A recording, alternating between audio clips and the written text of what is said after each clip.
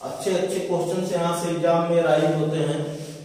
तो मैंने अब देखा था बाकी हमने जो उत्तर की ओर प्रवाहित होने वाली नदियां शुरू किया था। उत्तर की ओर जो प्रवाहित होने वाली नदियां हैं, उत्तर की ओर जो प्रवाहित होने वाली नदियां हैं उनमें से कौन कौन सी महत्वपूर्ण नदियां हैं इसके बारे में हमने देखा था। तो सबसे पहले मैंने चंबल जो है, चंबल नदी जो है पढ़ाया था। क्या पढ़ाया था? चंबल नदी। ये हमारी चंबल रिवर है। क्या कौन सी है? चंबल।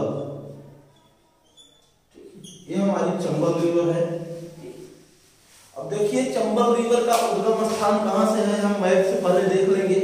उसके बाद इसके इंपॉर्टेंस और इसके इंपॉर्टेंट फैक्टर कौन कौन से हैं, कौन कौन सी महत्वपूर्ण परियोजनाएं इसमें हैं, ये सारी चीजें हम यहाँ पे देखेंगे। ठीक है ना। तो चंबल रिवर हमारी जो है स्टार्ट कहां से होती है? ठीक है ना।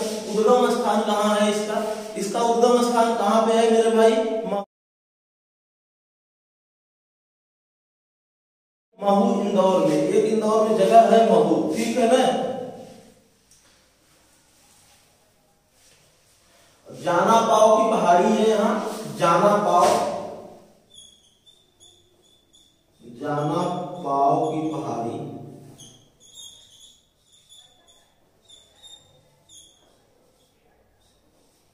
इंदौर। कहाँ है? जाना पाव की पहाड़ी इंदौर है। ठीक है ना। गुड़ महू एक जगह है इंदौर में, महू एक जगह है, वहां पे जाना पाव की पहाड़ी के पास से चंबल नदी का उद्गम स्थान माना जाता है। ठीक है। वहां से चंबल बहते बहते लास्ट में इटावा के पास यमुना नदी में मिल जाती है। ठीक है। वहां से चंबल बहते हुए अपना एक सिस्टम बनाते हुए, ड्रेनेज सिस्टम मेंटेन करते हुए आगे कहां मिल जाती है? इटावा में मिल जाती है। ठीक। जब इटावा में आके मिल जा रही है तो इटावा से और इंदौर के बीच में कौन कौन सी नदियां इनमें आके मिली, कौन कौन सी परियोजनाएं यहाँ पे हैं, इन सारी चीजों को हम यहाँ पे डिस्कस करेंगे।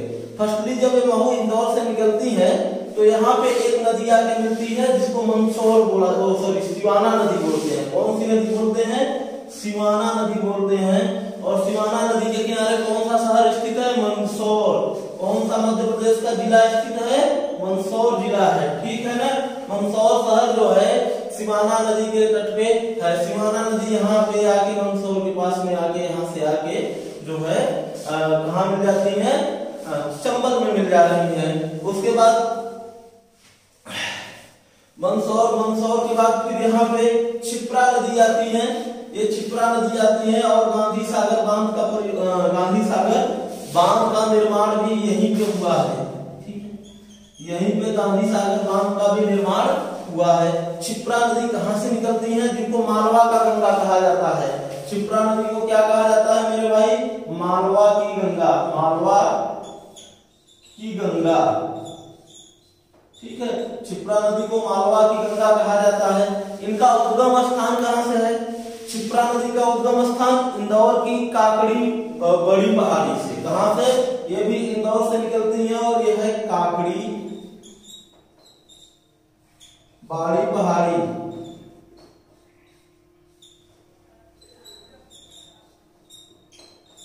काकड़ी वाली पहाड़ी से इनका उद्गम स्थान है। कहां से है? काकड़ी वाली पहाड़ी से इनका उद्गम है। क्या है मेरे भाई? उद्गम स्थान है, उद्गम स्थान है। यहाँ से रिवर निकलती है और क्षिप्रा जो है आगे कहां मिल जाती है? चंबल में मिल जाती है। ठीक है ना। सिवाना नदी के किनारे मंदसौर शहर स्थित है। ठीक है। अब आते हैं गांधी सागर बांध यहाँ पे बना है। ये मध्य प्रदेश की परियोजना है। ये कौन सी है? मध्य प्रदेश की एक प्रमुख परियोजना है। मध्य प्रदेश की परियोजना है। ये कहाँ पे है? गांधी सागर बांध। गांधी सागर बांध कहाँ पे है मेरे भाई? मंदसौर मध्य प्रदेश में है। क्योंकि मंदसौर के पास भी ये सारे सब कुछ है। ये तो मंदसौर मध्य प्रदेश में है। कहाँ है? मंदसौर मध्य प्रदेश में स्थित है। गांधी सागर बांध कहाँ स्थित है? मंदसौर मध्य प्रदेश में स्थित है। ठीक है मेरे भाई। मंदसौर मध्य प्रदेश में बांध स्थित है। मंदसौर मध्य प्रदेश में बांध स्थित है। ठीक है। अब आगे बढ़ती है रिवर। जब आगे जाते हैं तो आगे कौन सी नदी मिलती है? काली सिंध। कौन सी रिवर आके मिल रही है? काली सिंध यहाँ पे आके मिल रही है। अब काली सिंध के बारे में थोड़ा कुछ देख लेते हैं। काली सिंध जब आके मिल रही है तो काली सिंध का उद्गम स्थान कौन सा है? बागली गांव देवास है। कहां है उद्गम स्थान? बागली गांव देवास।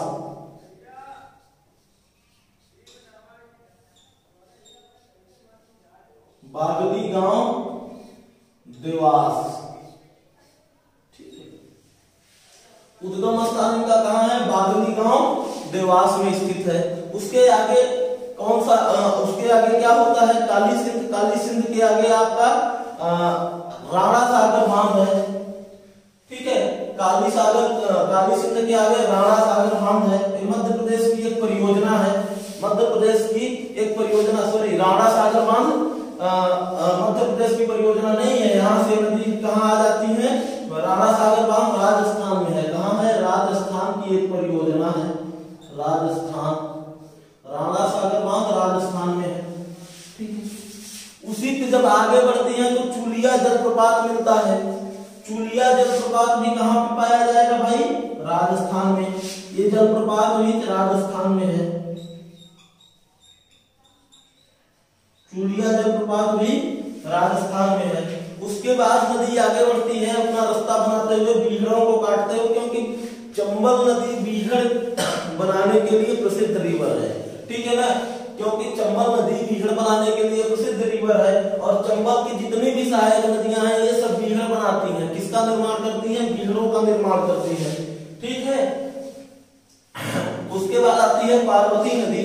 पार्वती नदी का उद्गम स्थान अष्टा सीहोर जिला मध्य प्रदेश पड़ता है। अष्टा सीहोर जिला मध्य प्रदेश, अष्टा सीहोर जिला,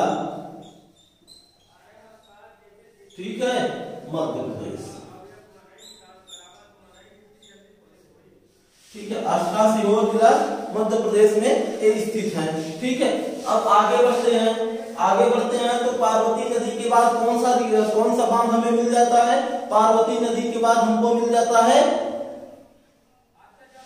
जवाहर सागर बांध। कौन सा बांध? यहाँ पे मिलता है जवाहर सागर। और जवाहर सागर कहाँ पे स्थित है मेरे भाई? जवाहर सागर स्थित है कोटा में। राणा सागर क्या है? राणा सागर बांध और जवाहर सागर बांध, दोनों बांध जो है कोटा राजस्थान में स्थित है, ठीक है मेरे भाई। राणा सागर बांध और जवाहर सागर बांध दोनों कोटा राजस्थान में स्थित है। तो ये भी कहाँ है? ये कोटा नहीं, राणा सागर बांध है आपका चित्तौड़गढ़ में। राणा सागर बांध कहाँ पे है? चित्तौड़गढ़ में है। राणा सागर बांध राजस्थान चित्तौड़गढ़, यहाँ लिख लेते हैं चित्तौड़गढ़,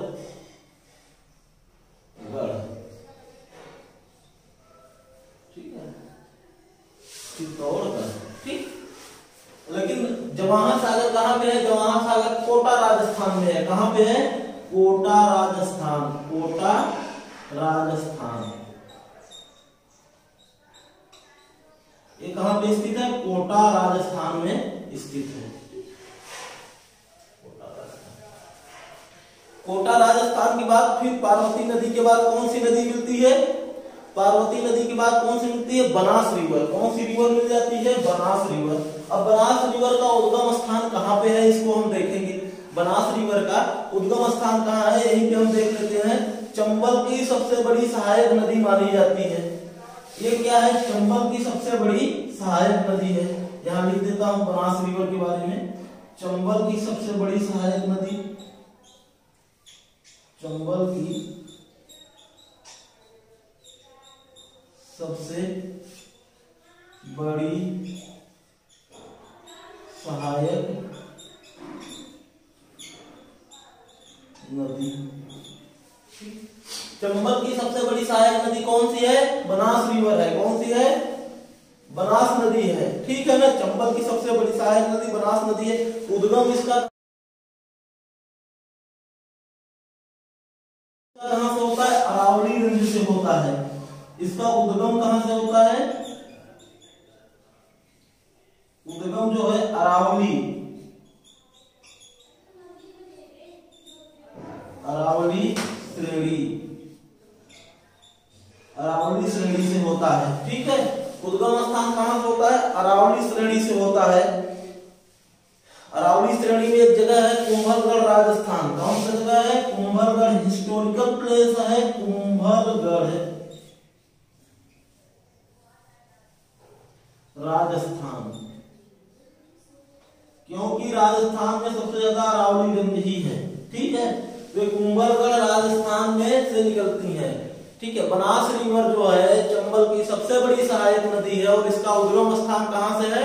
इसका उद्गम स्थान अरावली श्रेणी के कुंभलगढ़ से है। कुंभलगढ़ राजस्थान में पड़ता है मेरे भाई।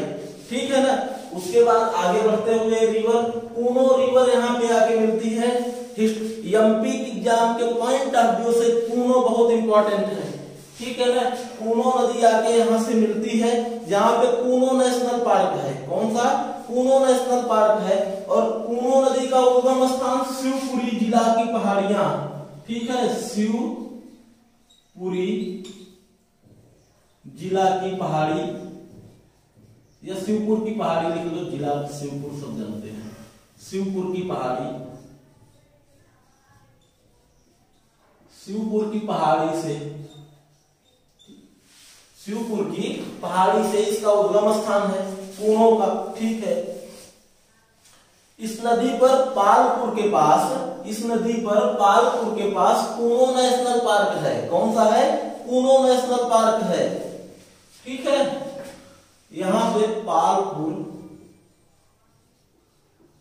जगह का नाम है। पालपुर के पास यहाँ कूनो नेशनल पार्क है। कूनो वन्य जीव अभ्यारण्य है। जीव अभ्यारण्य, कूनो वन्य जीव अभ्यारण्य यहाँ पे स्थित है। ठीक है, अब लास्ट में कौन सी नदी इनसे आके मिलती है? एक रिवर और है सीप रिवर। सीप के बारे में नहीं बताया। ठीक है, सीप बनास के बाद सीप नदी यहाँ पे आके मिलती है। सीप के बारे में देख लेते हैं। सीप नदी के बारे में देख लेते हैं। ये श्योपुर जिले से होता है। ठीक है, सीप यहीं पे कहीं बंजारा बांध है। कौन सा?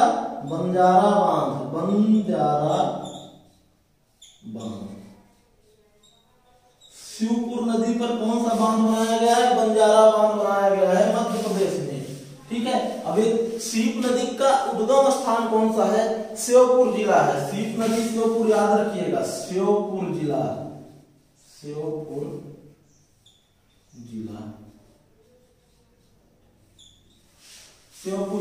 यहीं पे बंजारा बांध है। सीप नदी पे बंजारा बांध स्थित है। ठीक है, ये है बांध, ये इसका उद्गम होगा। उसके बाद इटावा उत्तर प्रदेश में ये नदी किससे मिलती है? यमुना नदी से आके मिल जाती हैं और यमुना की सबसे बड़ी सहायक नदी चंबल बन जाती है। अब बात याद रखना कि महू इंदौर से इटावा के बीच में चंबल कितनी लंबी है? चंबल की लंबाई कितना है? तो चंबल नदी की लंबाई याद रखनी है मेरे भाई। चंबल नदी की लंबाई 965 किलोमीटर है। चंबल की लंबाई यहां देख ले,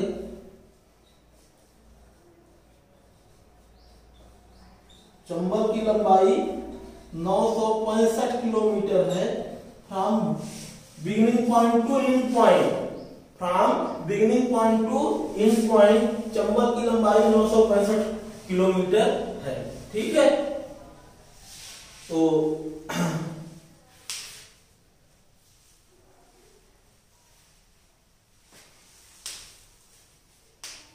और कुछ इंपॉर्टेंट चीज, चंबल में घड़ियाल केंद्र है मुरैना जिले में। कहां पे है? मुरैना में है। चंबल नदी में ही आपके कछुआ की कई प्रजातियों का संरक्षण किया जाता है। चंबल नदी में कछुओं की कई प्रजातियों का संरक्षण किया जाता है। ठीक है,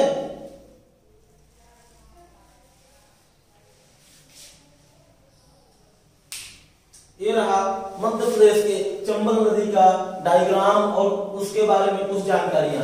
ठीक है, मिलते हैं तब तक के लिए धन्यवाद।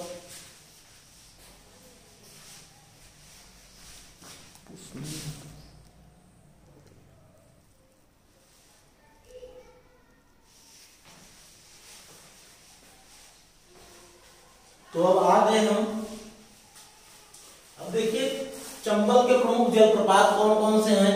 चंबल के इंपॉर्टेंट फैक्ट क्या है, चंबल का कुछ और इंपॉर्टेंट फैक्ट और प्रमुख जलप्रपात कौन कौन से चंबल में। देखिए चंबल में मुख्य रूप से 4 जलप्रपात चंबल बनाते हैं।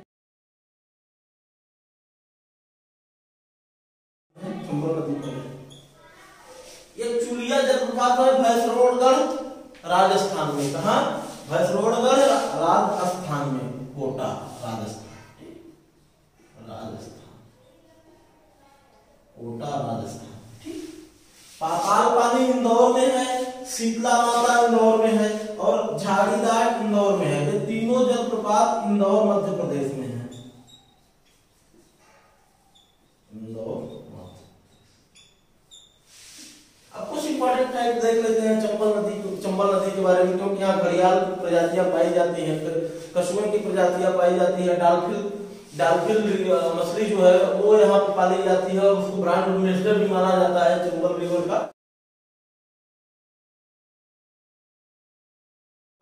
चंबल रिवर के बारे में देख लेते हैं। चंबल रिवर बीहड़ का निर्माण करती है। मध्य प्रदेश के बीहड़ प्रभावित जिले कौन कौन से हैं मेरे भाई, श्योपुर, मुरैना और भिंड, ठीक है। चंबल में चंबल घड़ियाल देवरी प्रजाति का घड़ियाल पाया जाता है, देवरी प्रजाति का घड़ियाल चंबल में पाया जाता है, ठीक है ना। का संरक्षण केंद्र, और संरक्षण केंद्र कहाँ पे है, मुरैना डिस्ट्रिक्ट में। कौन से डिस्ट्रिक्ट में, मुरैना डिस्ट्रिक्ट में, ठीक है ना। चंबल में डॉल्फिन संरक्षण भी किया जाता है और डॉल्फिन को चंबल का ब्रांड एम्बेसडर बनाया गया है। चंबल में बटागुर,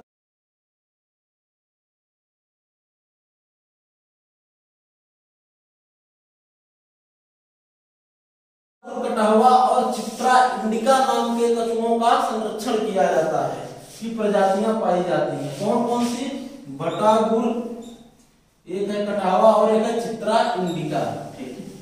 चंबल का पुराना नाम सबसे ज्यादा है, क्वेश्चन पूछ लेता है। चंबल का पुराना नाम चर्मवती व कामधेनु है। कौन कौन से हैं, चर्मवती व कामधेनु, ठीक है।